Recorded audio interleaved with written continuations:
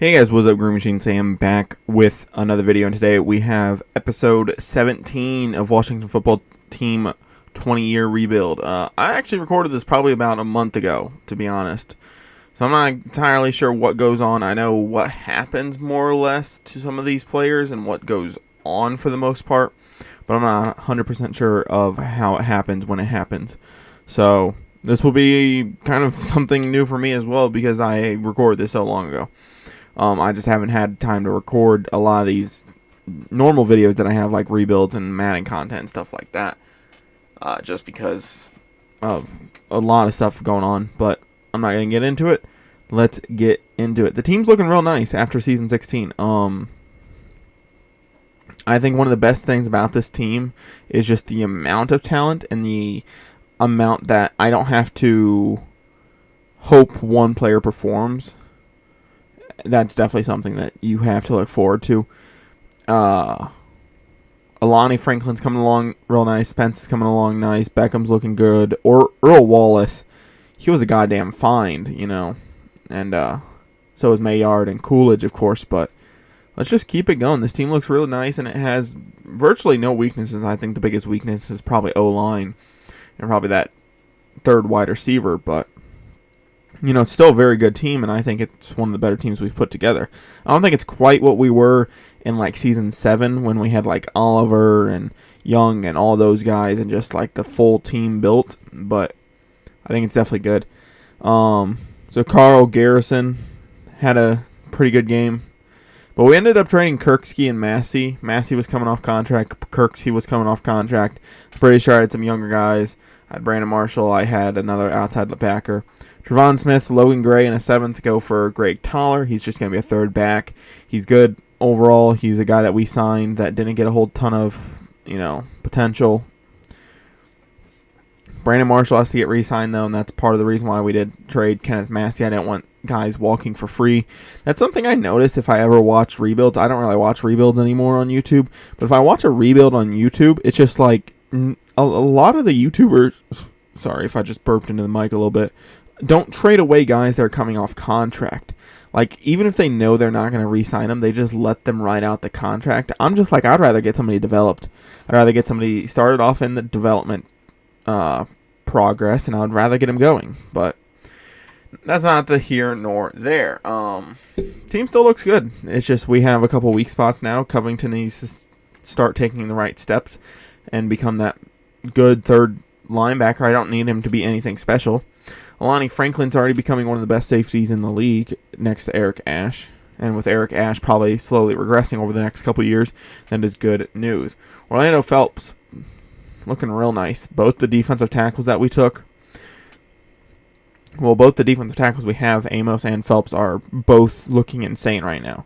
Hogginson, another good year. 4,000 yards, 28 touchdowns, 8 picks, 64 completion percentage is always good news for him, of course.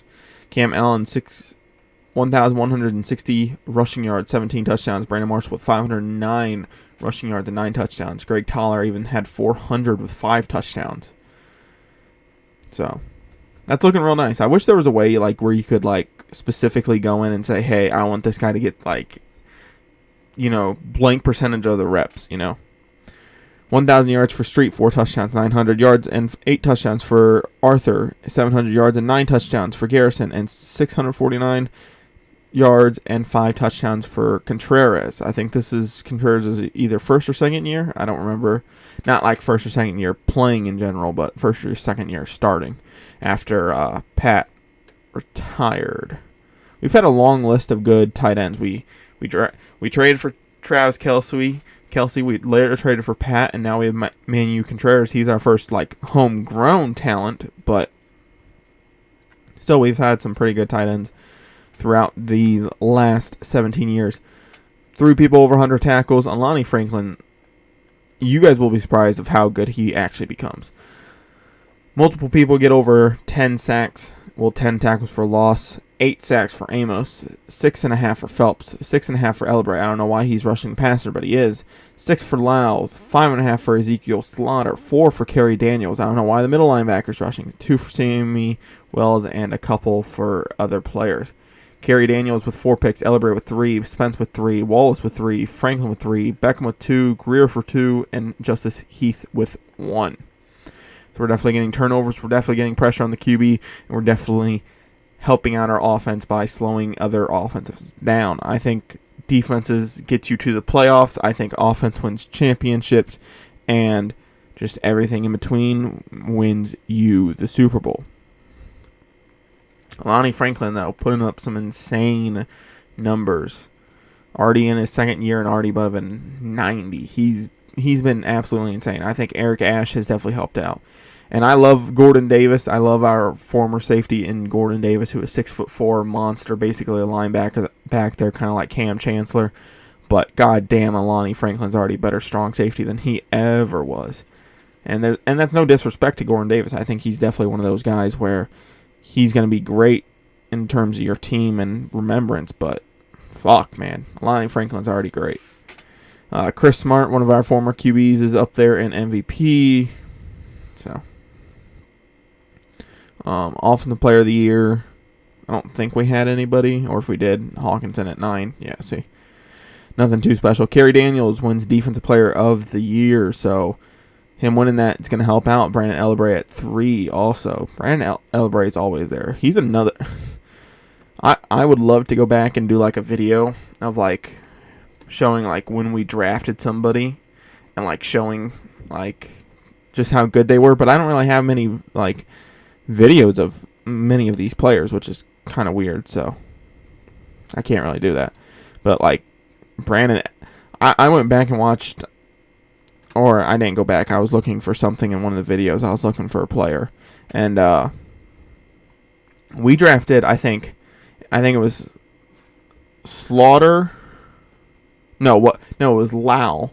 It was Lau, Ellabray, and I think it was the Eric Ash, all in the same draft class, and they were all second rounders, I'm pretty sure, or second or third rounders, and now they're all 3 superstar X Factor guys that are insane. I'm pretty sure we even drafted somebody else in the draft. We drafted a center. I think it was Jay Butler in like the first round, and he turned out really good, but we ended up trading him because I didn't want to pay him, and I figured I could get another center in the draft. So we won our first playoff game pretty handedly. Second playoff game was a barn burner at 14-7. Any point in the game, they could have easily scored a touchdown and tied the game.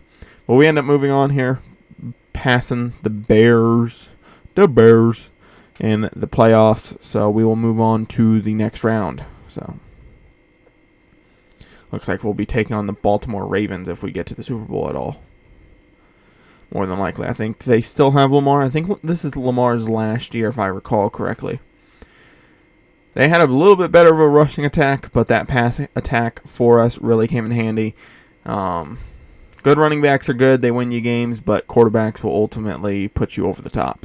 So we go into the NFC Championship, taking on the LA Rams. They're up 20-7 at one point. They're up 23. Well, we're tied at like 23, and we just absolutely smoke them. We end up winning the game 37-30 in Super Sim.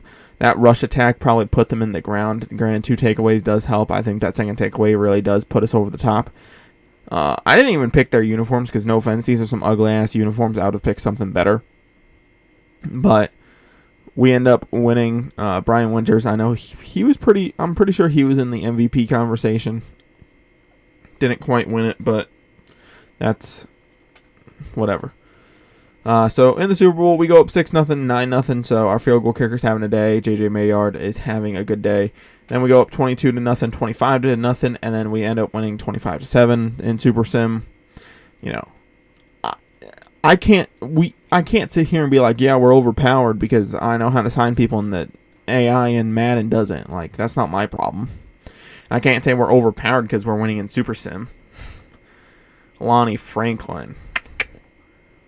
Like I said, he becomes very, very good by season 20. So Lamar Jackson, it's either this year or next year that it's his last year. It would be like 18 years in the league then. 18, 19 years in the league. So I'm pretty sure it's this year. But Kerry Daniels wins Player of the Game. So that means he wins Super Bowl MVP for getting an interception and 8 tackles. And, well, he definitely deserved it because he's definitely one of the better players on the team, and if not, one of the better defensive players on the team. I think the only people ahead of him are probably the 2 ends, his linebacker partner in Elabre, and the 2 safeties in Ash and Franklin, but he holds up the Super Bowl trophy, so does Street, so does Hawkinson, so does Cam Allen. The only people we really had to re-sign were some backup O-linemen and a backup safety. Didn't feel like bringing any of them back for the prices that they were asking, so I just let them walk. Glenn Toller retires, so does Lamar Jackson, Tristan Wirfs, Patrick Mahomes. So, tons and tons of the last couple of people of the real people retire.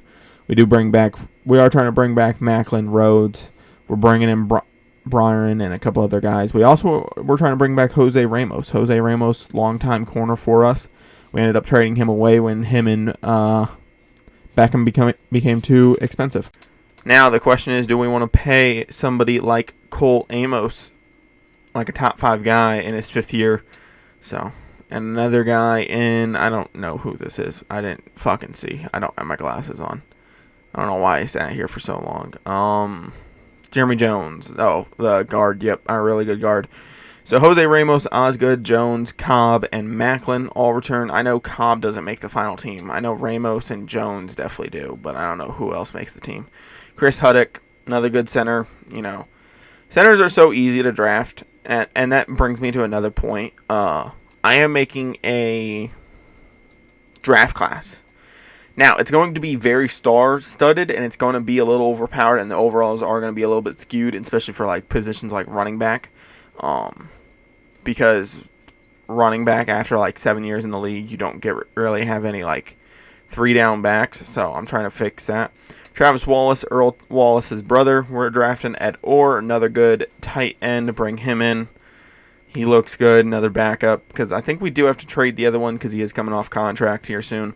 A 3rd, and 4th, and a 5th of 37 gets me a 2 of 38 from the Chargers. A 4, 6, and 5 of 37, 38, and 38. It gets me a 4 of next year from the Pats. Chris Huddick's going to move to right guard. Need him to play right guard. If you start off a center at right guard right away, I don't feel like it should be very detrimental to your team or to his development. DeMarcus Pritchett, backup running back. Hopefully he can play a role in the offense. I don't know how much of a role. Travis Wallace is going to be Earl Wallace's brother. He does actually end up getting drafted. Earl Wallace did not. I swear to God, if my cat gets into another grocery bag, I'm going to slap him. Ed Orr, number 80, tight end. He'll be probably number 2 at the beginning of the season once we do end up trading the other guy away. If we don't, then he'll probably be number 3. We end up trading a corner, a linebacker for a 3rd defensive tackle. Just need a guy for rotation pieces. He was on the trade block, decided to pick him up. Then we ended up trading Gaffney, Gibbs, and Gibbs. So the 2 brothers, the tight end and the wide receiver, and then a backup running back for a 7th. Mike Lau and a 6th for a 1. He's getting old, regressing. I have somebody else in mind that can probably play there. But with that being said, guys, don't forget to like, comment, subscribe. I have roster updates out every week, and I have them for both the major games. But with that being said, I'm out. Peace.